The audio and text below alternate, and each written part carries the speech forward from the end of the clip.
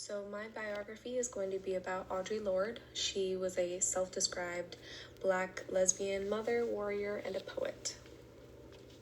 So in her early life, she was born in 1934 in New York. She was a child of immigrants from Grenada, attended Catholic schools, and in her preteens, younger years, she relied on reciting and memorizing poetry to express herself. She ended up publishing her first poem at 15 to 17 magazine. In her early career and personal life, she graduated with a bachelor's from Hunter College in 1959 and later got her master's degree in library science from Columbia University in 1961. She taught poetry at Tuvalu College and worked as a librarian for New York public schools and married a white gay man, Edwin Rollins, between her divorce and meeting her life partner, Francis Clayton.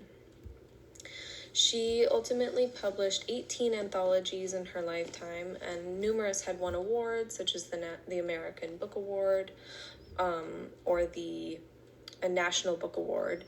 Through 1988 to 1972, she won several awards. Her poetry was a form of protest against racial injustice as well as gender and queer inequality.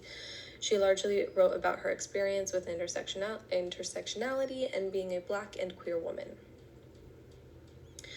Something I found really interesting was the way that she had sparked her poetry writing, as it was just really as a form of expressing her emotions. So she described this as a kind of fury rose up in me, the sky turned red, I felt so sick, I felt as if I would drive a car into a wall.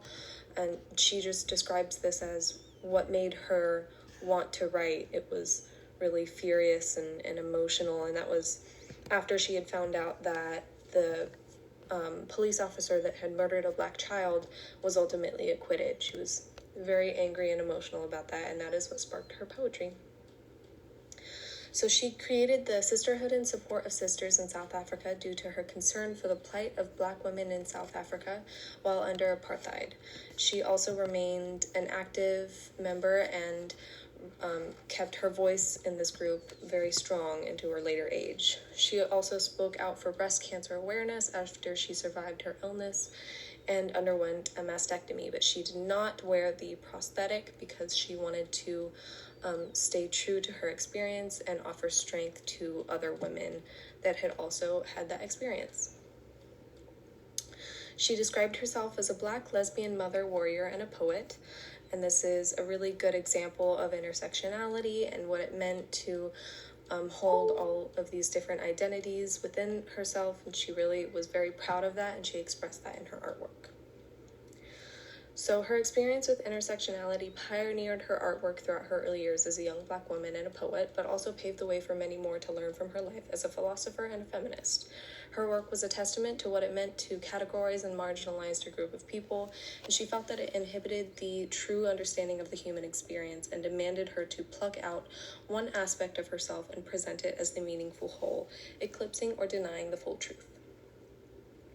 So she sort of she coined this phrase, the mythical norm, and she defined it as the standardization of white, thin, male, young, heterosexual, Christian, and financially secure to be the mythical norm in which everything outside of it is othered.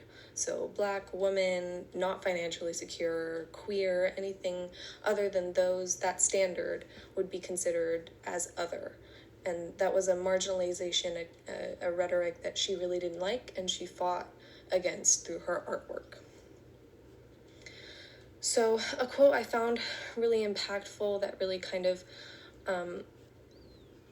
sort of narrowed down on her experience with intersectionality and feminism was her quote, "Now we must recognize differences among women who are our equals, neither inferior nor superior, and devise ways to use each other's differences to enrich our visions and our joint struggles." So this sort of relates to her experience being a feminist alongside white feminists. She, received discrimination and backlash in that instance as well. It really impacted her and her experiences, and it reflected in her artwork as well. So she is very significant because she represents multiple different identities, and her life's work was to express them and encourage others to do so as well. She was notably known for her contribution to the civil rights movement and women's liberation movement. She used her experiences and she made something anew from it, and it was very impactful because she could reach so many people. So the broader scope in relation to Lorde is the power of intersectionality and art. So a lot of people thought that her art was obscene and it was sexually explicit and they didn't really like it, but she saw that and she acknowledged it, and she found that it really wasn't about her artwork being obscene, but it was a fear of, progression and revolution and change, positive change, and a growing sense of equality. So she rejected that rhetoric and she changed it, and she allowed her experiences to, change society rather than scare them. She wasn't allowing that rhetoric to continue. So her experience with intersectionality is essentially what drove her artwork. So she faced racism, homophobia, misogyny, and all of these aspects they sparked emotion in her. They drove her to want to do something more with her work and make it mean something a little bit more because she could reach all of these audiences. So she wielded her skills in poetry and writing to express individual power and her own experiences, as well as fight against structural racism and homophobia and misogyny. Her political power at this time was really great because she was able to connect to different groups and audiences all at once. But at the same time, while she was in these different groups, she was still facing discrimination and she still struggled with that. So it's complex, and that was the point of her artwork, is to express the complexity of humanity and sort of bring that back so that people could understand it a little bit more. And that was her power. So she's a perfect example of the strength of intersectionality, and her work is now used in Black studies, women's studies, and queer studies.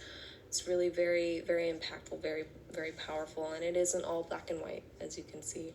That was her life goal, was to express intersectionality and diversity and express its beauty. So, yeah. That is my biography on the wonderful, wonderful Audre Lorde. Thank you.